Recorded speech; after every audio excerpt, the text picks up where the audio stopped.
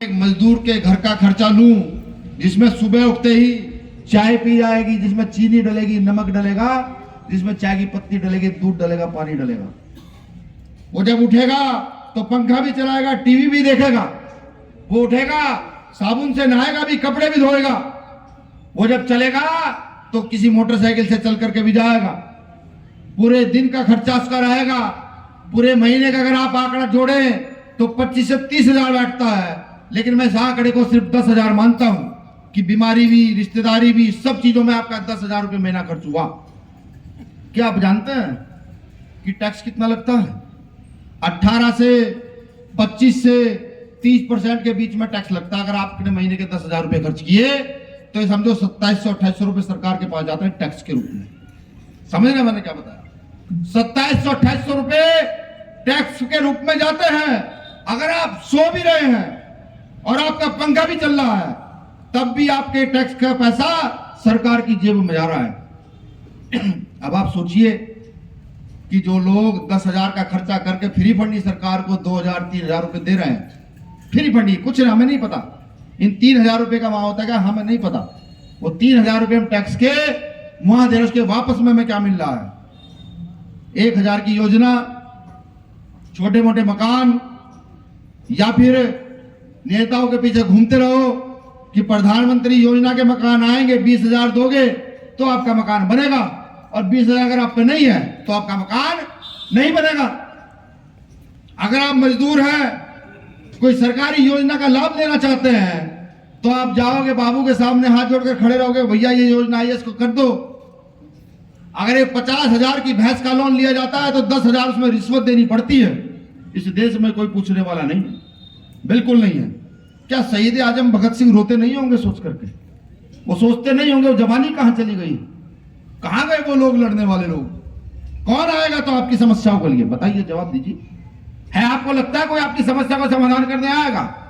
अभी कुछ साथियों ने, बेरोजगार साथियों ने चिट्ठी दी मुझे चंद्रशेखर भाई के लिए कि भैया चिट्ठी है, ये उनको दीजिएगा।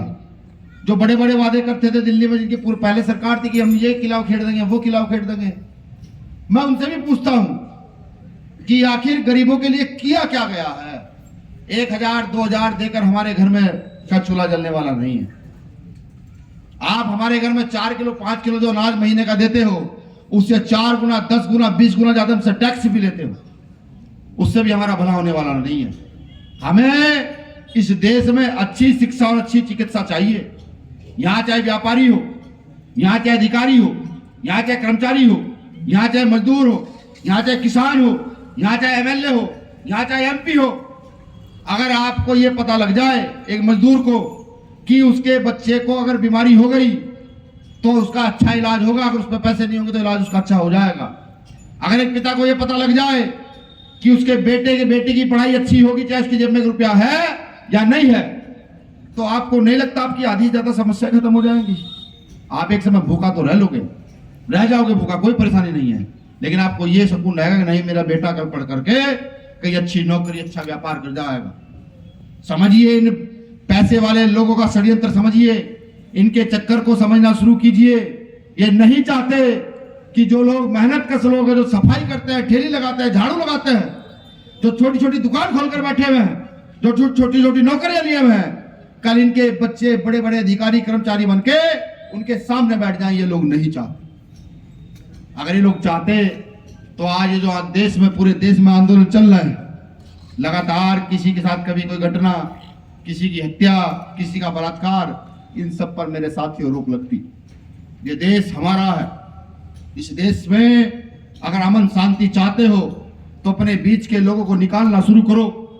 जैसे मैं बार बार कहता हूं कि यहां माननीय जो गृह मंत्री है हमारे अमित शाह साहब, उनके बेटे को बीसीसीआई का अध्यक्ष बना रखा है।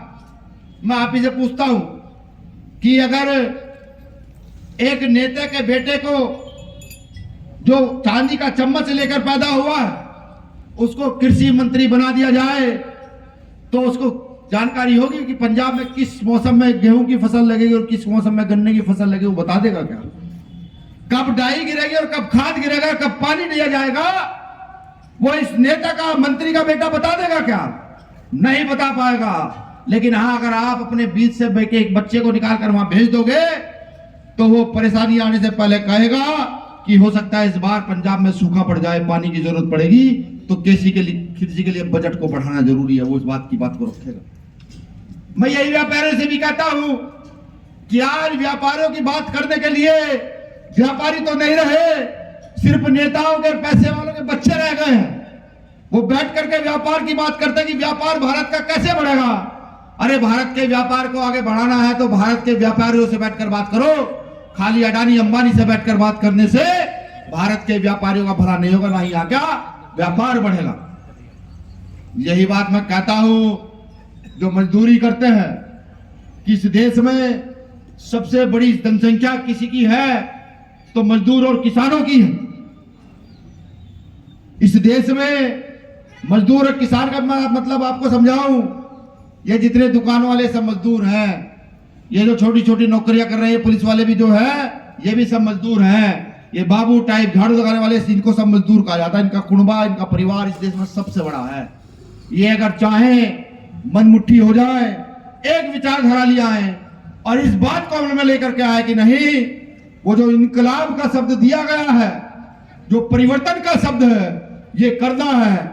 मैं लिख कर देता हूं, इस देश के बड़े बड़े नेता आपके पैरों की मिट्टी साफ करने के लिए आपके घर तक पहुंच जाएंगे कि नहीं भाई, इस बार हमें मौका दे दो, अगर आप लोग एक बार एकजुट हो जाए।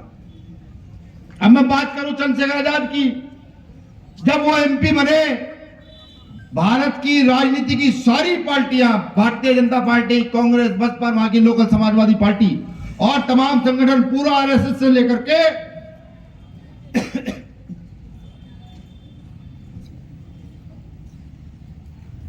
पूरा आरएसएस से लेकर के पूरे देश के लोग वहां नगीना लोकसभा में पढ़े थे कि अगर ये आदमी जीत गया तो बड़ा नुकसान हो जाएगा।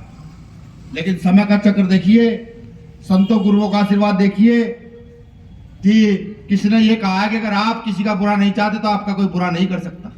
सबने पूरा प्रयास किया। भाई चंद्रशेखर आजाद 1.5 लाख से ज्यादा वोटों से जीते और जीतने के बाद संसद में क्या बात कर रहे हैं कि सफाई कर्मचारियों को पक्का कर दो, आंगनवाड़ी की वेतन बढ़ा दो, किसानों को एमएसपी की गारंटी दो, मजदूरों के लिए कुछ अच्छा करो। वो हर बार खड़े होकर वहां ये बात को कहते हैं। जरा सी घटना घटित होती है, वो वहां जाकर के संसद में इस बात को कहने का काम करते हैं। मेरे सुनने में ये भी आया है, मौजूदा सांसद ये कहता है भाई ये अगर सारी किसान मजदूरों की बात करता रहेगा तो आने वाली राजनीति गरीबों की होकर रह जाएगी। सोचिए, एक आदमी गया, गरीब मजदूरों की बात करनी शुरू करी तो सबके पेट में दर्द होना शुरू हो गया। अब आपको सोचना है क्या करना है, क्योंकि हम भीम आर्मी के लोग आज तक किसी से वोट की भीख नहीं मांगे कि लाओ हमें वोट दो।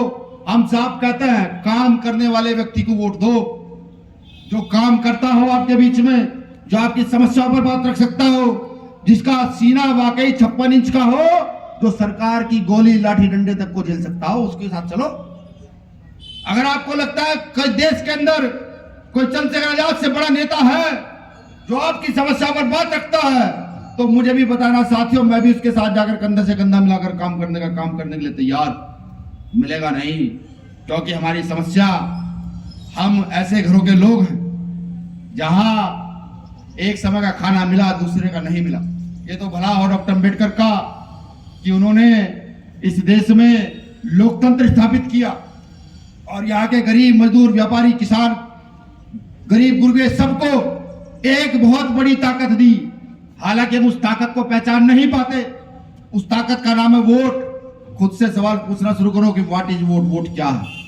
वोट एक ऐसी ताकत है कि जो सत्ता व्यवस्था परिवर्तन करने में सेकंड नहीं लगाता, सेकंड भी नहीं लगाता। ये वोट इतनी बड़ी पावर है कि अगर आप इसको समझ जाएं तो आप कुछ भी कर सकते हैं। जो आप देखते हैं, जो सरकारें बनती हैं इस देश के अंदर, ये बड़े बड़े मंत्री अधिकारी होते हैं जो कहते हैं सीना ठोक हम किसी से नहीं डरते, वो डरते हैं, वो जनता से डरते हैं। जनता चाहे उनको मिट्टी में मिला दे। हम लोगों पर क्यों हमले होते हैं, हम लोगों पर क्यों गोलियां चलती है? इसलिए तो चलती है कि हम बताते हैं कि ताकतवर जनता है, नेता की कोई औकात नहीं, अधिकारी की कोई औकात नहीं, जनता की ताकत सबसे बड़ी ताकत होती है। इसलिए हम पे गोली मारी जाती है। हमें बार बार जेलों में डाला जाता।